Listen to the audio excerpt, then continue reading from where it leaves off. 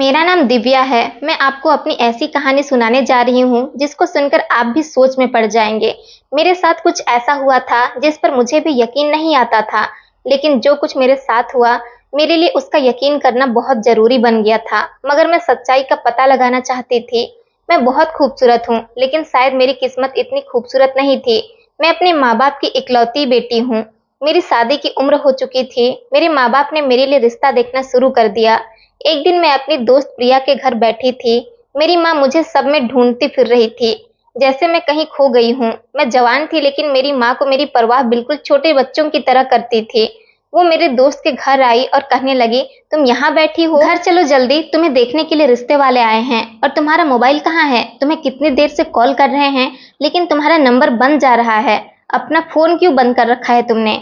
मैंने कहा, माँ मेरे फोन की चार्जिंग खत्म हो गई होगी, शायद इसलिए बंद हो गया होगा। मैं अपने घर जाने के लिए तैयार हो गई। तभी मेरी सहेली प्रिया भी मेरे साथ चलने लगी। घर जाते ही जल्दी जल्दी मैंने थोड़ा सा मेकअप भी कर लिया और चाय की ट्रे हाथ में लेकर लड़के वालों के सामने चली गई। वो लोग तो मुझे देखकर हैरान ही रह गए। उन्होंने कहा कि बहुत ही प्यारी लड़की है, हमें आपकी बेटी बहुत पसंद आई है। हम अपने भाई के लिए ऐसे ही लड़की तलाश कर रहे थे। उन्होंने बताया कि उनके माँ बाप नहीं है, यानी मुझे देखने लड़के की बहन आई हुई थी। वो 2 बहनें थी और उन दोनों की शादी हो चुकी थी, इसलिए वो अपने छोटे भाई के लिए प्यारी सी लड़की ढूंढ रही है। और कहने लगी कि हमारे भाई का घर भी अलग है। ये रिश्ता बहुत अच्छा था। लड़का बहुत ज्यादा खूबसूरत नहीं था, लेकिन रिश्ते से इनकार करने वाली भी कोई वजह दिखाई नहीं दे रही थी। लड़का इतना भी बुरा नहीं था, बस उसका थोड़ा सा रंग सांवला था। मेरी माँ ने इस रिश्ते के लिए फौरन हाँ कर दी। उस लड़के की बहनों की यही शर्त थी कि शादी जल्द से जल्द हो जाए, क्योंकि वो दोनों बहनें ही अपने अपने ससुराल में रहती थी और उनके पास भी इतना वक्त नहीं था कि वो अपने मायके में भी वक्त गुजार सके। जिनमें से एक बहन तो शहर से बाहर रहती थी, लेकिन अपने भाई के लिए लड़की देखने के लिए कुछ दिनों के लिए आई हुई थी।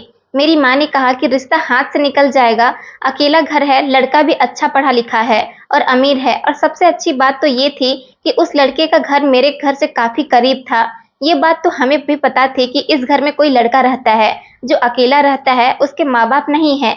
लेकिन क्योंकि इस घर में कभी भी कोई औरत नहीं थी, इसलिए वहां कोई जाता भी नहीं था और हमने कभी ज्यादा मेल मिलाप भी नहीं रखा। मुझे क्या पता था कि इसी घर से मेरे लिए रिश्ता आ जाएगा। जिस लड़के से मेरी शादी होने वाली थी उसका नाम रोहित था। सुना था कि जिस लड़के से मेरी शादी होने वाली है काफी अच्छा है और मेहनती लड़का है। कुछ दिनों बाद ही मेरी शादी हो गई और मैं शादी करके अपने ही पड़ोस में चली गई। जब मेरा दिल करता तो मैं अपने मायके चली जाती। मेरे पति ने कभी मुझ पर रोक टोक नहीं की थी और मेरी दोनों नंदे अपने भाई की शादी करवाने के बाद अपने अपने घरों में लौट गई थी और वो दोनों ज्यादा अपने मायके नहीं आती थी। मैं अपने ससुराल में बहुत खुश थी और हर किसी को अपने घर और अपने पति के बारे में बहुत खुशी खुशी सबको बताया करती थी। मेरी माँ कहती थी कि सबको नहीं बताते, नजर लग जाती है, क्योंकि ऐसा ऐश आराम और अच्छा पति हर किसी के भाग्य में नहीं लिखा होता, जिसमें ना कोई सास है, ना ससुर, ना देवर, ना ही जेठ, ना ही नंदे, बस बड़ा घर और पति। और फिर पति इतना प्यार करने वाला हो जिसकी ख्वाहिश तो हर लड़की करती है। लेकिन मेरे मुंह से तो ये बात निकल ही जाती थी कि मैं अपने ससुराल में बहुत खुश रहती हूँ और मेरे पति बहुत अच्छे हैं, क्योंकि शादी के बाद बहुत ही ज्यादा मैं खुश थी। एक दिन मेरे पति ने मुझसे कहा कि आज शाम को मैं तुम्हें शॉपिंग पर ले जाऊंगा। मैंने सोचा कि रोहित मेरे लिए इतना सब कुछ करते हैं तो मुझे भी उनके लिए आज शाम अपने हाथ से बहुत अच्छा खाना बनाना चाहिए, जबकि मेरे घर का खाना मेरे नौकर ही बनाते थे। एक पत्नी अपने पति के लिए आखिरकार कर भी क्या सकती थी, या तो अच्छे से तैयार हो जाए या फिर उसके लिए उसकी पसंद का खाना बनाए और उसकी हर बात मान ले। और मैं भी ये सब कुछ करती थी। मैंने अपने पति की पसंद का खाना बनाया था। वो घर पर आए और बहुत खुश थे। उन्होंने मुझसे कहा कि शाम को मैं तुम्हें बहुत अच्छी शॉपिंग करवाऊंगा और कहने लगे कि रात का खाना भी हम लोग बाहर खाएंगे। मैंने उन्हें बताया कि मैं आपके लिए आपकी पसंद का खाना बनाया है, इसलिए हम घर पर ही खाना खा लेते हैं। वो मेरी बात सुनकर बहुत खुश हुए और हम लोग खाना खाने बैठ गए। लेकिन खाना खाते ही अचानक न जाने रोहित को क्या हुआ कि वो एक तरफ को गिर गए। मुझे लगा कि वो मेरे साथ मजाक कर रहे हैं या फिर एक्टिंग कर रहे हैं, लेकिन जब मैंने चेक किया तो वो बेहोश हो चुके थे। मैं बहुत ज्यादा परेशान हो गई थी। मैंने रोहित को उठाने की बहुत कोशिश की, लेकिन वो होश में नहीं आए। मुझे कुछ समझ नहीं आ रहा था कि मैं क्या करूं। मैं अपने घर की तरफ भागी। मैंने देखा कि मेरे घर पर कोई नहीं था और ताला लगा हुआ था। मैंने जल्दी से एम्बुलेंस को कॉल की और अपने पति को हॉस्पिटल ले गई। जब डॉक्टर के पास ले गई तो डॉक्टर ने मुझे अजीब तरीके से देखा। मैंने डॉक्टर को सब कुछ बताया कि रोहित बिल्कुल ठीक थे और हम लोग बैठे हुए खाना खा रहे थे। पता नहीं इनको क्या हो गया, आगे बेहोश हो गए। ये कोई नए डॉक्टर थे, उन्होंने मेरी तरफ हैरान होकर देखा। उन्होंने बताया कि वो मेरे पति को जानते हैं। कहने लगे कि ये तो मेरे भाई का दोस्त है। मैंने कहा देखिए न जाने मेरे पति को क्या हो गया है, प्लीज आप इनको ठीक कर दीजिए। डॉक्टर रोहित को अंदर ले गए और मैं काफी परेशान हो गई। मैं बाहर ही बैठी हुई थी, मेरे हाथ पैर कांपने लगे थे। मुझे कुछ समझ नहीं आ रहा था कि ये क्या हो रहा है। डॉक्टर बाहर आए, मैं अचानक ही खड़ी हुई और उनके पास जाकर पूछा, बताइए डॉक्टर मेरे पति को क्या हुआ है। उन्होंने मुझसे कहा आपके पति को हार्ट अटैक आया था और अब उनकी आखिरी सांसें चल रही है। ये सुनकर तो मेरे कदमों तले से जमीन निकल गई। डॉक्टर ने कहा कि आप अपने पति से मिल सकती हैं। वैसे हम ऐसे मरीज से किसी को भी मिलने नहीं देते, लेकिन आपके पति मेरे भाई के दोस्त हैं, इसलिए हम आपको अंदर जाने की इजाजत देते हैं। वो डॉक्टर बहुत अच्छे थे, उनका नाम डॉक्टर विजय था। वो शायद इस हॉस्पिटल के नए डॉक्टर थे। वो डॉक्टर बहुत ही जवान थे और कम उम्र के डॉक्टर थे। मैंने उनको थैंक यू कहा और मैं अंदर चली गई, लेकिन अंदर गई तो पता चला कि मेरे पति अब इस दुनिया में नहीं रहे। शायद मैंने देर कर दी थी। मैं बुरी तरह से रोने लगी। मेरी हालत बहुत अजीब हो गई थी। मेरे पति के क्रियाकर्म के बाद मेरे माँ बाप भी मेरे घर पर ही थे और उसके बाद मैं अपने कमरे में बैठी थी और रो रही थी। रोते रोते ही मेरी आंख लग गई और मैं गहरी नींद में चली गई।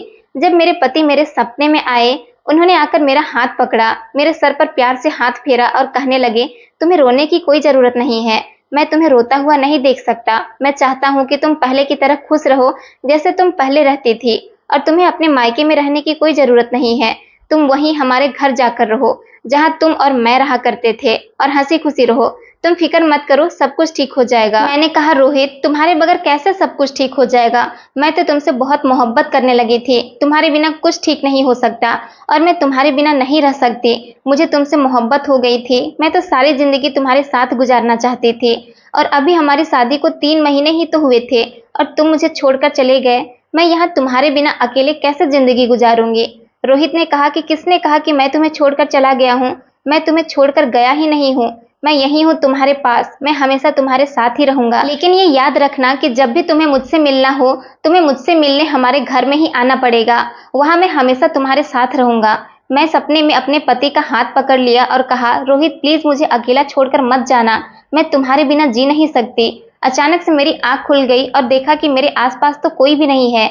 मैं अपने सपने को याद करके खूब रोने लगी। काश ये सपना सच होता और रोहित मेरे सामने होते। मेरे पति को गुजरे हुए 15 दिन हो गए थे। इस दौरान मेरी दोस्त प्रिया भी मुझसे कई बार मिलने आ चुकी थी। वो बेचारी मेरे पास आकर मुझे तसल्लियां दिया करती थी और मुझे चुप करती थी कि इतना नहीं रोते, बस करो, तुम अपनी तबीयत खराब कर लोगी। मैं प्रिया से गले लगकर खूब रोती। मैंने अपने सपने के बारे में सिर्फ प्रिया को ही बता रखा था। प्रिया ने जब मेरे सपने के बारे में सुना तब उसे मेरे सपने पर यकीन नहीं हुआ था, क्योंकि वो सपनों को नहीं मानती थी। लेकिन उसने कुछ नहीं कहा। मैं भी यही समझती थी कि ये सिर्फ एक ख्वाब है जो मेरे परेशान दिमाग ने बनाया है, लेकिन अगर ये सच होता तो कितना अच्छा होता। मैं अपने पति से सपने में आखिरी बार मिली थी। उन्होंने मेरा हाथ पकड़ा और मुझे गले से लगा लिया। मेरे लिए यही काफी था। जब कुछ दिन गुजर गए तो मैं अपनी माँ से कहा कि मैं अपने ससुराल जाना चाहती हूँ। जब मैं यहाँ नहीं अपने पति के घर रहना चाहती हूँ। मेरी माँ ने मुझसे कहा कि तुम वहाँ अकेली कैसे रहोगी। मैंने कहा कि करीब ही तो घर है, एक गली का भी फासला नहीं है। अगर मुझे कुछ परेशानी हुआ करेगी तो मैं यहाँ आ जाया करूंगी, लेकिन मुझे वहीं रहना है, मुझे वहीं पर सुकून मिलेगा। मेरी माँ मुझे मना कर रही थी, मगर मेरे डैड ने कहा कि अगर इसे इसी तरह खुशी मिलती है तो इसे वहाँ जाने दो। कुछ दिन तक ये नॉर्मल हो जाएगी तो फिर वापस आ जाएगी। उनको यही लगता था कि मैं पागलों की तरह बिहेव कर रही हूँ और कुछ दिनों में ठीक हो जाऊंगी। उनकी इस बात से मैं दुखी हो गई थी। मेरे माँ बाप मेरी हर बात मानते थे और मेरा बहुत ख्याल भी रख रहे थे। उन्होंने मुझे उस घर में रहने की इजाजत दे दी। वैसे भी मेरा घर ज्यादा दूर नहीं था। मैं रात को अपने कमरे में आई, वही मेरा कमरा था जहाँ मैं और मेरे पति रहते थे। मैंने बिस्तर को ऐसे ही सेट किया जैसे रोज रात को सोने से पहले किया करती थी और अपनी जगह पर आकर सो गई। मेरे दिमाग में सिर्फ रोहित के साथ गुजारी हुई यादें घूम रही थी और आंखों से आंसू नहीं रुक रहे थे। जब अचानक ही कमरे में कुछ हुआ, मैं लाइट ऑफ करके लेटी हुई थी। मुझे ऐसा लगा जैसे पीछे मेरे पति की जगह पर कोई आकर लेट गया है। मेरे कदम तले से जमीन निकल गई, मेरी सांस तेज हो गई और मेरे दिल की आवाज मेरे कानों में गूंजने लगी। मेरे अंदर हिम्मत नहीं थी कि मैं पलट कर देखती। मैं बहुत ज्यादा डरने लगी थी। जब कोई इस दुनिया से चला जाता है तो इंसान ये चाहता है कि वो कहीं से भी वापस आ जाए और हम उसको देख सके, लेकिन ये एहसास जिंदगी में इतना खौफनाक होगा मुझे अंदाजा नहीं था। मैं बहुत ज्यादा डरने लगी थी, बल्कि मुझे महसूस भी हो रहा था कि बेड पर कोई लेटा है और उसके वजन से बेड नीचे झुक गया था। मुझे पलटने की हिम्मत नहीं हुई और यकीन हो गया था कि शायद मेरे पति ने मुझे सपने में आकर जो कहा था वो सच था। शायद वो सपना सिर्फ मेरा सपना ही नहीं था, वो सचमुच मेरे साथ था और उस वक्त मेरे पीछे लेटा हुआ था। रोहित उस दुनिया में नहीं थे, ये तो मुझे पता है, लेकिन ये रोहित ही हो सकते हैं। मुझे उसकी सांसों की आवाज आ रही थी, मुझे उनकी खुशबू महसूस हो रही थी। मैंने आंखें बंद कर ली और मैंने महसूस किया कि वो मेरे साथ हैं और मैं सो गई। जब उठी तो ये देखकर हैरान रह गई, जिस जगह पर रोहित लेटते थे उस जगह का बिस्तर भी खराब हो चुका था। इसका मतलब कि वो रात को यहाँ पर आए थे। उन्होंने मुझसे कहा था कि वो हमेशा मेरे साथ रहेंगे और रोज रात को मुझसे मिलने के लिए आया करेंगे, लेकिन सिर्फ अपने घर में ही आएंगे। अगले दिन मैं अपनी माँ की तरफ चली गई। उन्होंने मुझे रात को अपने पास ही रोक लिया क्योंकि बाहर बहुत तेज बारिश हो रही थी। उन्होंने कहा कि आज रात जाने की जरूरत नहीं है, आज तुम यहीं पर रुक जाओ। लेकिन आज रात ऐसा कुछ भी नहीं हुआ। अपने मायके में आकर मुझे कुछ सपना भी नहीं आया, लेकिन मुझे तो अपने पति के साथ रहना था क्योंकि मुझे उनसे बात करनी थी, मुझे उन्हें महसूस करना था। इसलिए मैंने इरादा कर लिया था कि मैं अपने पति के घर में ही रहूंगी। अगले दिन जिद करके मैं अपने घर चली गई। रात होते ही फिर से मुझे यही महसूस होने लगा। इस बार तो मुझे अचानक से ऐसी नींद आई कि मुझे कुछ पता ही नहीं चला कि मैं कहाँ हूँ। लेकिन जब सुबह उठी तो मेरा दिल बहुत हल्का हो चुका था। मुझे ऐसा लग रहा था जैसे सब कुछ ठीक है। मुझे ऐसे महसूस हो रहा था जैसे मेरे पति मेरे साथ था, जैसे अभी भी वो जिंदा है और इस घर में रहते हैं, जैसे वो वापस काम पर चले गए हो और मुझे अपने घर के सारे काम निपटाने हैं। मेरे पति इस दुनिया में नहीं थे पर मेरे साथ जरूर थे। मैं अपनी जिंदगी भी ऐसे ही गुजार रही थी। रोज रात को जब मैं करवट बदल कर सो जाती थी तो मुझे महसूस होता कि पिछली तरफ कोई लेटा हुआ है। एक दिन मैंने हिम्मत की और सोचा कि आज मैं करवट बदल कर जरूर देखूंगी कि वहां मेरे पति हैं। लेकिन जब मैंने करवट बदली तो वहां पर कोई भी नहीं था। काफी देर गुजर जाने के बाद भी मुझे कोई हलचल महसूस नहीं हुई। इसका मतलब वो नहीं चाहते थे कि मैं उनको देखूं। मैं सिर्फ रोहित को महसूस कर सकती थी और मेरे लिए इतना ही काफी था। मैं यही कर रही थी। मेरी दोस्त प्रिया जब मुझसे मिलने मेरे घर आई तो उसने मुझसे कहा कि तुम पहले से काफी बेहतर लग रही हो, तुमने अपने आप को संभाल लिया है। कहते हैं ईश्वर सब्र दे ही देता है।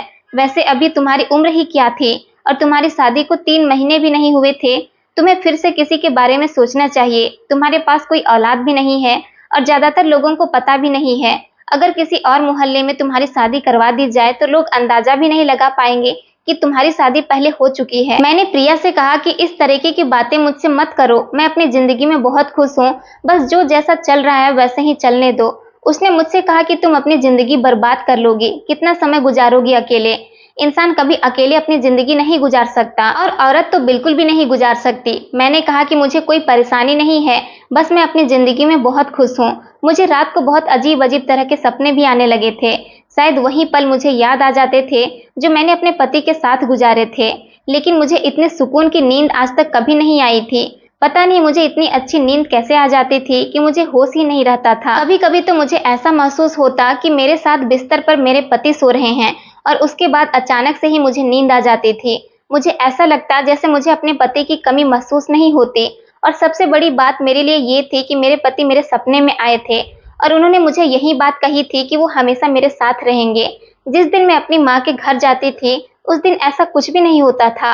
अब तो मेरी माँ को भी मेरी फिक्र होने लगी थी क्योंकि मेरी हरकतें ही कुछ अजीब सी हो गई थी। कभी कभी बैठे बैठे मैं मुस्कुराने लगती और कभी अपने पति के बारे में सोचकर खुद से बातें करने लगती थी। मेरी माँ ने मुझसे कहा कि तुम्हें अकेला नहीं रहना चाहिए, वो भी रात को। तुम्हारे डैड भी गुस्सा कर रहे थे। बस अब हम तुम्हारी शादी कर देंगे। मैंने कहा मैं दूसरी शादी नहीं करूंगी। शादी करने की बात आप अपने दिमाग से निकाल दीजिए। पहले मैंने आप लोगों की मर्जी के मुताबिक शादी कर ली थी, फिर ये क्या हो गया? मेरे साथ किस्मत ने ये क्या कर दिया? अब मैं फिर से शादी नहीं करना चाहती। मैंने ये बात ऐसे कही थी जैसे ही मेरी आखिरी फैसला है। माँ भी परेशान हो गई थी और उन्होंने प्रिया को कहा कि तुम ही इसको समझाओ। वो भी बार बार मुझसे बात करने के लिए आती थी। एक दिन वो मुझे अपने घर ले गई। उसके घर में फंक्शन हो रहा था। यहाँ पर बहुत सारे मेहमान बैठे हुए थे। तभी मेरी नजर उस डॉक्टर पर पड़ी जिसने मेरे पति का इलाज किया था। मैंने प्रिया से पूछा कि यहाँ पर क्या कर रहा है? प्रिया ने बताया कि ये मेरा दोस्त है, मेरे साथ ही पढ़ता था। मैंने कहा कि तुमने कभी इसके बारे में मुझे नहीं बताया। उसने बताया कि वो बहुत अमीर है और दूसरे शहर में रहता है। अब इसकी जॉब यहाँ के अस्पताल में लग गई है, इसलिए अब ये यहीं शिफ्ट हो गया है। इसलिए अब ये मेरे घर भी आता जाता रहता है। मैंने कहा ये वही डॉक्टर है जिसके हाथों में मेरे पति ने अपनी आखिरी सांसें ली थी। प्रिया ने मुझे बताया कि उसको पता है कि वो मुझे जानता है और तुम्हारे पति को भी जानता है, क्योंकि इसके भाई के साथ तुम्हारे पति की दोस्ती थी और ये दोनों एक साथ ही काम किया करते थे। प्रिया ने कहा कि शायद मेरी शादी भी इसी के साथ हो जाए, क्योंकि मेरी फैमिली को ये लड़का बहुत पसंद आया है और हमारे रिश्ते की बात चल रही है। हम दोनों एक दूसरे से कभी कभी मैसेज में बात कर लिया करते हैं। मैंने कहा कि कांग्रेचुलेसन, जल्दी तुम्हारी शादी इस लड़के से हो जाए। डॉक्टर की बीवी बनना तो बहुत बड़ी बात होती है और ये इंसान देखने में भी काफी हैंडसम है और आदत के भी बहुत अच्छे हैं। उसने कहा, हाँ अब देखो क्या होता है आगे। मैं अपने दोस्त के लिए बहुत खुश थी। मैं हर वक्त अपने पति के बारे में सोचती रहती थी। वो वक्त जो मैंने अपने पति के साथ गुजारा और फिर मेरे साथ जो हुआ, जिस तरह से रोहित अचानक इस दुनिया से चले गए, हम लोग साथ बैठे थे, प्यार मोहब्बत की बातें कर रहे थे। रोहित कह रहे थे कि मैं तुम्हें शॉपिंग करवाऊंगा, आज तुम बहुत खुश हो जाओगी। और वो दिन मेरी जिंदगी का सबसे मनहूस दिन था। मुझे नहीं पता था कि मेरे पति को दिल का दौरा पड़ा है। उस डॉक्टर ने कहा था कि ये किसी को भी अचानक हो सकता है और जिन लोगों को दिल की परेशानी होती है, जब तक उन्हें पता चलता है तब तक मामला बहुत ज्यादा खराब हो जाते हैं। मुझे नजर लग गई थी। मेरी माँ ठीक कहा करती थी कि अपनी खुशियों के बारे में सबको नहीं बताते, लेकिन मैं तो बता दिया करती थी और नजर भी किसी की ऐसी लगी थी कि मेरी तो सारी दुनिया ही उजड़ गई थी। मैं अपने पति का ख्याल दिल से नहीं निकाल सकती थी। मैं हमेशा परेशान रहने लगी, बस यही सोचती रहती कि काश मेरे साथ ऐसा नहीं होता। आखिर मेरे साथ ही ऐसा क्यों हुआ? मेरा दिल बहुत उदास रहने लगा था। प्रिया के घर पर एक औरत आई हुई थी जो मुझसे बहुत प्यार से बातें कर रही थी। उन्होंने मुझे मेरे पति के बारे में पूछा। मैंने उनसे अपनी सारी कहानी बता दी। उन्होंने मुझसे कहा कि जब कोई दुनिया से चला जाता है तो क्या वो दुनिया में वापस नहीं आ सकता? उसने कहा कि ऐसा बिल्कुल नहीं हो सकता है। जब एक बार शरीर से आत्मा निकल जाती है तो ईश्वर के पास चली जाती है। मैंने कहा कि ऐसा भी तो होता है कि मरे हुए लोग वापस आ जाते हैं। उस औरत ने बताया कि वो मरे हुए लोग नहीं होते, बल्कि उनकी आत्मा होती है, जो आपके दिमाग के साथ खेल खेल रही होती है और आपसे झूठ बोल रही होती है, आपको इस्तेमाल कर रही होती है। मैं उनकी बात सुनकर डर गई थी। इसका मतलब कि वो मेरे पति नहीं, उनकी आत्मा है जो कि भटक रही है। मुझे बहुत डर लगने लगा था। मुझे समझ नहीं आ रही थी कि मैं क्या करूं। मैं बार बार उस औरत की तरफ देखे जा रही थी। आखिर इन्होंने मुझसे ये क्या बात कह दी है कि इनकी बातें सुनकर मैं सोच में पड़ चुकी हूँ। मैंने उनके पास जाकर उनको अपने पति के सपने आने वाली बात भी बता दी। उन्होंने मुझसे कहा कि देखो बेटा, ऐसा कुछ नहीं है, तुम्हें कोई वहम हो रहा है। उन्होंने मुझसे कहा कि तुम एक काम करो, तुम उस घर में अकेले रहना छोड़ दो, क्योंकि जब तक तुम अकेली रहोगी तुम्हें ये वहम होता रहेगा। मैंने कहा कि मैं अगर अपने मायके में होती हूँ तब तो ऐसा नहीं होता। उन्होंने कहा कि ठीक है, तो तुम उस घर में नहीं रहा करो और इस बात को अपने दिमाग पर सवार मत करो। मेरा दिल अभी भी नहीं मान रहा था और जो सपना मैंने देखा था, फिर इसका क्या मतलब था? मुझे बहुत डर लग रहा था। मैं सोच ली थी कि अब मुझे क्या करना है। मैंने ये सारी बातें अपने दोस्त को बता दी थी। मैंने उसे कहा कि तुम एक रात मेरे साथ उस घर में रहोगी। उसे भी बहुत डर लग रहा था, लेकिन मैं उससे बात की और उसे मना लिया। उसने कहा कि ठीक है, लेकिन हम पूरी रात सोएंगे नहीं और अगर जरा सा भी कुछ हुआ तो मैं तुम्हारी माँ के घर भाग जाऊंगी। मैंने कहा कि ठीक है, मैं भी तुम्हारे साथ भाग जाऊंगी। मैं खुद कौन सा इतना बहादुर हूँ, मुझे भी डर लग रहा है। वो मेरे साथ मेरे घर आ गई और मैंने उससे कहा कि तुम मेरी जगह पर लेट जाना, क्योंकि जैसे ही मैं करवट बदलती हूँ मुझे कुछ भी महसूस होना बंद हो जाता है। मैं कमरे की लाइट बंद कर दूंगी और साइड पर खड़ी हो जाऊंगी। तुम मेरी जगह पर लेट जाना, फिर देखते हैं क्या होता है। वो बेचारी इतना ज्यादा डरी हुई थी कि बार बार इनकार किए जा रही थी। फिर मैंने उसे कहा कि देखो, तुम मेरी दोस्त हो, तुम्हारे अलावा तो मैं किसी को भी कुछ नहीं बता सकती हूँ। मैं बहुत बड़ी मुश्किल में फंस गई हूँ। तुम मेरी मदद नहीं करोगी तो फिर कौन करेगा? मेरी मदद करना चाहती थी, लेकिन वो बेचारी इतनी बहादुर नहीं थी। बस वो सिर्फ अपने डर की वजह से ही मना कर रही थी। फिलहाल मैं उसको मना ली और वो मान गई। उसने कहा कि तुम मेरी जान छोड़ भी नहीं सकती। चलो एक काम करते हैं, इस काम के हो जाने के बाद तुम इस घर में अकेली बिल्कुल भी नहीं रहोगी। तुम्हें मुझसे इस बात का वादा करना होगा। यहाँ चाहे जो भी हो, इसके बाद तुम यहाँ पर नहीं रुकोगी और दूसरी शादी भी करोगी। मैंने कहा कि ठीक है, मैं ऐसा ही करूंगी, लेकिन अभी तुम मेरी मदद कर दो। मैं पर्दे के पीछे छुप गई। मैंने आज कमरे में थोड़ी सी रोशनी ठीक कर दी थी, लेकिन अभी भी कोई ज्यादा रोशनी नहीं लग रही थी। बस इतनी थी कि ठीक से कुछ नजर आता।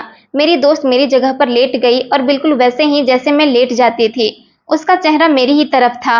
मैंने उससे इशारे से कहा कि देखो, मैं यहीं खड़ी हूँ तुम्हारे पास, तुम्हें डरने की कोई जरूरत नहीं है।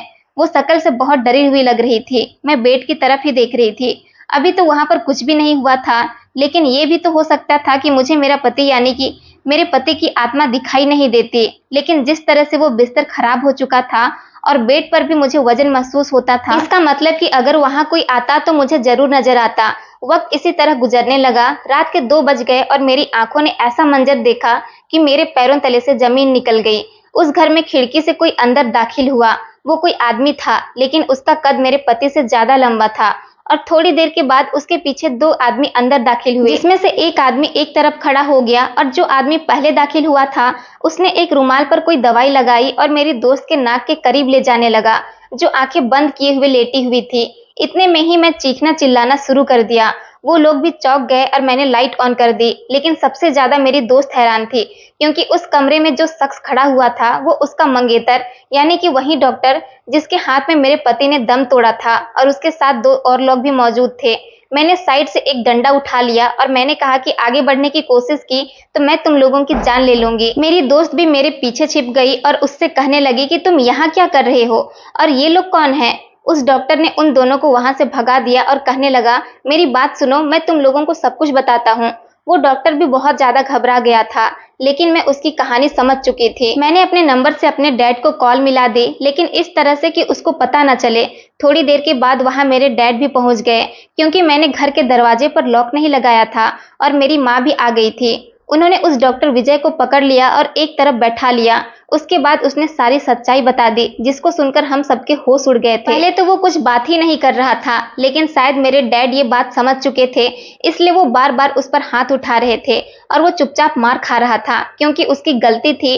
और प्रिया काफी परेशान हो रही थी, क्योंकि ये उसका होने वाला पति था और उसका यहाँ क्या काम था। जिन लोगों को वो साथ लेकर आया था वो पता नहीं कौन लोग थे, लेकिन उनको टाइम पर ही भगा दिया था और खुद हमारे हाथ लग गया था। उसने बताया कि उसे पता था कि मैं इस घर में अकेली रहती हूँ और मेरी दिमागी हालत भी ठीक नहीं चल रही है, इसलिए मैं रात को यहाँ पर आ जाता हूँ और इसे क्लोरोफॉर्म सूंघाकर बेहोश कर दिया करता था। फिर मेरे साथ मेरे कुछ दोस्त भी आ जाया करते थे और वो ये समझती थी कि उसके पति की आत्मा आई है, जबकि उसके पति की आत्मा नहीं, मैं ही होता था। एक दफा उसने पलट कर देखा भी था तो मैं बेड के पीछे छुप गया था, इसलिए वो पलट कर कभी नहीं देखती थी। मेरे डैड ने उस डॉक्टर के मुंह पर थप्पड़ मारा, लेकिन मैं ये सोच रही थी कि उसको ये सब कुछ कैसे पता चला कि मैं अपने पति की आत्मा के बारे में इस तरह सोचती हूँ।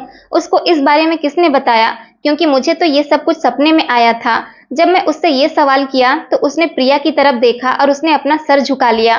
प्रिया ने बताया कि हम दोनों एक दूसरे से फोन पर बात करते थे। तुमने मुझे ये बात बताई तो मैं इसको भी बता दी थी, लेकिन मैंने तो इस तरह से इसको नहीं बताई थी। मैंने तो ये कहा था कि मेरी बेचारी दोस्त बहुत दुखी है, अजीब अजीब सपने आते हैं और वो समझती है कि उसके पति की आत्मा रोज रात को उसके पास आती है उससे मिलने के लिए और इसके साथ सो जाती है। मुझे क्या पता था कि ये इतना घटिया इंसान है कि इस बात का फायदा ही उठा लेगा। मैंने तो इसको ये बात ऐसे ही बता दी थी और कहा था कि मेरी दोस्त के लिए प्रार्थना करना। मैंने अपना सर पकड़ लिया, मेरे साथ इतना बड़ा हादसा हो गया था। मैं खड़े खड़े ही बेहोश हो गई। मेरे डैड ने उस डॉक्टर को पुलिस के हवाले कर दिया। प्रिया ने उसके साथ अपने सारे संबंध खत्म कर दिए और फिर से मैं अपनी जिंदगी के एक बड़े दुख से निकलकर दूसरे दुख में चली गई। ये मेरी गलती थी। मैंने इन सारी चीजों को अपने दिमाग पर सवार किया हुआ था। जब एक इंसान इस दुनिया से चला जाता है तो वो वापस नहीं आ सकता। इसी तरह कुछ दिन गुजर गए।